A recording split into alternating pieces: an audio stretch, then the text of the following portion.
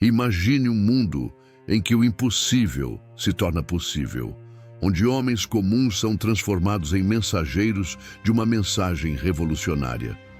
No coração do primeiro século, uma força invisível começou a mudar o curso da história, unindo pessoas de diferentes nações, culturas e línguas. O livro de Atos dos Apóstolos, capítulo 1, versículo 1, nos apresenta essa jornada extraordinária, escrita por Lucas e destinada a Teófilo, revelando como o Espírito Santo guiou os primeiros passos da igreja cristã.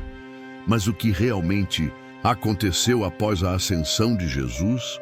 Quem eram esses homens e mulheres que desafiaram impérios, enfrentaram perseguições e mudaram o mundo para sempre?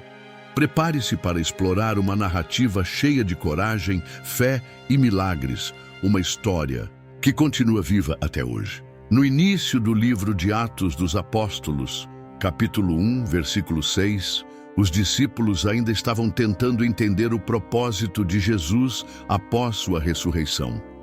Eles perguntaram se aquele seria o momento em que ele restauraria o reino de Israel, esperando um reino terreno e político. Mas Jesus tinha outros planos.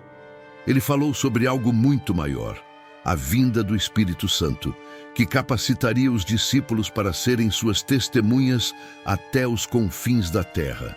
Essa promessa marcou o início de uma nova era, onde o Evangelho não seria limitado por fronteiras geográficas ou culturais. Após sua ascensão ao céu, Atos capítulo 1, versículos 9 ao 11, os discípulos ficaram olhando para o céu, atônitos. 2 anjos apareceram e os lembraram de que sua missão estava aqui na terra. Esse foi o chamado para agir, para confiar no plano divino e se preparar para o que estava por vir. Durante 10 dias, eles permaneceram unidos em oração, buscando orientação e fortalecimento espiritual. Foi nesse contexto de espera e comunhão que surgiram as bases para o nascimento da igreja. O cenáculo, local onde os discípulos se reuniam, tornou-se um símbolo de união e dependência de Deus. Ali, eles escolheram Matias para substituir Judas Iscariotes, garantindo que o grupo dos 12 apóstolos fosse restaurado. Este episódio demonstra como a liderança da igreja sempre esteve nas mãos de homens dispostos a obedecer à direção divina. A expectativa pelo derramamento do Espírito Santo crescia, mas ninguém poderia imaginar o impacto que aquilo teria no mundo. O Pentecostes marcou o cumprimento da promessa de Jesus aos discípulos. 50 dias após a Páscoa, enquanto os apóstolos estavam reunidos no cenáculo, algo extraordinário aconteceu. De repente, veio do céu um som como de um vento impetuoso, e todos foram cheios do Espírito Santo. Atos capítulo 2, versículos 1 a 4. Línguas de fogo apareceram sobre suas cabeças, simbolizando a presença divina e capacitando-os para uma missão transformadora. A multidão em Jerusalém, composta por judeus de várias nações, ficou pasma ao ouvir os discípulos falando em suas próprias línguas. Aquilo era mais do que um milagre linguístico. Era um sinal claro de que o Evangelho seria universal, rompendo barreiras culturais e geográficas. Pedro então levantou-se e pregou com ousadia, explicando que aquilo era o cumprimento das profecias de Joel. Atos capítulo 2, versículos 16 a 21. Sua mensagem tocou profundamente os corações, resultando na conversão de cerca de 3.000 pessoas. Esse evento não apenas inaugurou a igreja, mas também demonstrou o poder transformador do Espírito Santo. Os novos crentes começaram a viver em comunhão, compartilhando bens materiais e dedicando-se à instrução dos apóstolos. Atos capítulo 2, versículos 46 a 47. A vida da igreja primitiva era marcada pela unidade, adoração e generosidade. Essa atmosfera de amor e compromisso mútuo atraiu ainda mais pessoas ao caminho de Cristo. No entanto, essa nova comunidade logo enfrentaria desafios. A perseguição começou a surgir, testando a fé desses primeiros cristãos. Mas mesmo diante das adversidades, eles permaneceram firmes, confiando na promessa de que o Espírito Santo estaria sempre com eles. O Pentecostes foi apenas o início de uma jornada que mudaria o mundo para sempre. Após o Pentecostes, a igreja começou a crescer rapidamente, mas também enfrentou sua primeira grande crise. A generosidade e a comunhão entre os crentes eram evidentes, mas nem todos agiam com integridade. Ananias e Safira, um casal da comunidade, decidiram vender uma propriedade e entregar apenas parte do valor aos apóstolos, mentindo sobre ter dado tudo. Atos capítulo 5, versículos 1 a 11. Essa desonestidade não era apenas contra os homens, mas contra Deus. Pedro confrontou Ananias, que caiu morto imediatamente ao ser exposto. 3 horas depois, Safira sofreu o mesmo destino. Esse episódio chocante serviu como um alerta para a seriedade da vida cristã. A pureza da igreja primitiva precisava ser preservada, e Deus agiu de forma decisiva para estabelecer um padrão de transparência e santidade. Apesar do temor que isso gerou, a igreja continuou crescendo, e muitos sinais e prodígios eram realizados pelos apóstolos. Atos capítulo 5, versículo 16. A perseguição logo se intensificou. O sumo sacerdote e os líderes religiosos, ameaçados pela influência dos apóstolos, os prenderam. No entanto, durante a noite, um anjo do Senhor libertou Pedro e João, instruindo-os a voltar ao templo e continuar pregando. Atos capítulo 5, versículos 19 a 20. Quando foram novamente capturados, Gamaliel, um fariseu respeitado, interveio, aconselhando os líderes a não interferirem, pois, se aquilo fosse obra de homens, desapareceria. Mas, se fosse de Deus, seria impossível detê-la. Atos capítulo 5, versículos 38 a 40.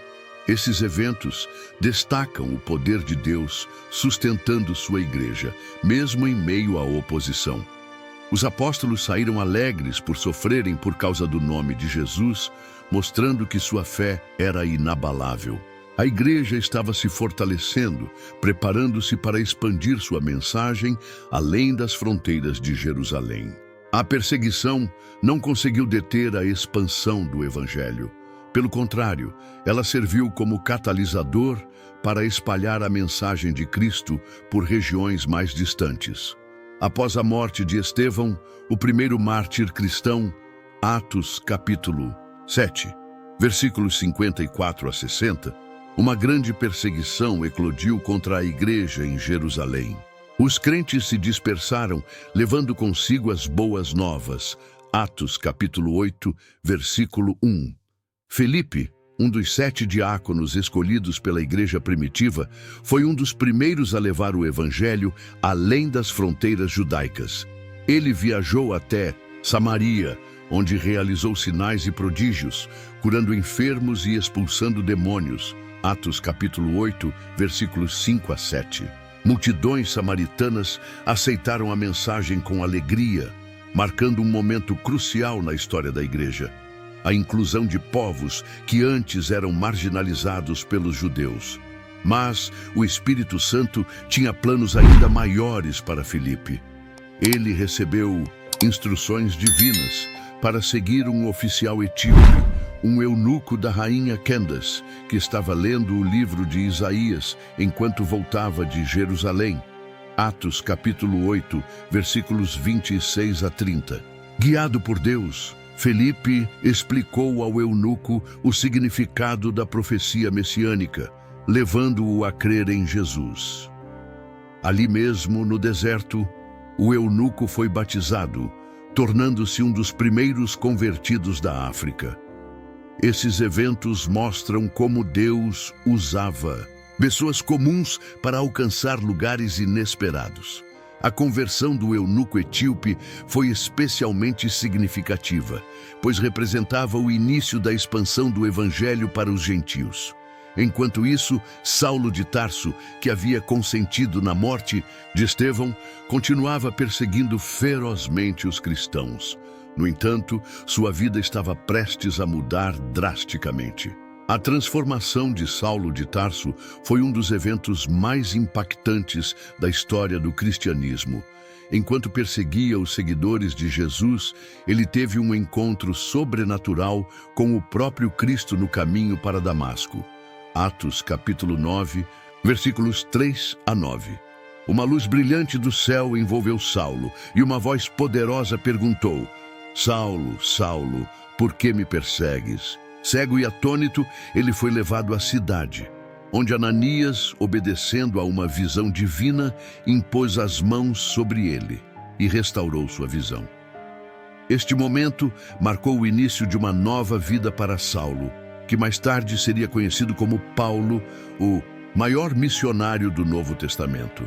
Batizado e cheio do Espírito Santo, ele começou a pregar corajosamente em Damasco, proclamando que Jesus era o Messias.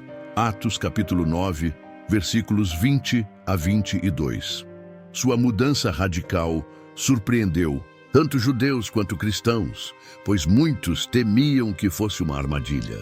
No entanto, Barnabé interveio, apresentando Paulo aos apóstolos em Jerusalém e garantindo sua aceitação na comunidade cristã. Paulo logo se tornou alvo de perseguição, assim como aqueles a quem antes perseguira.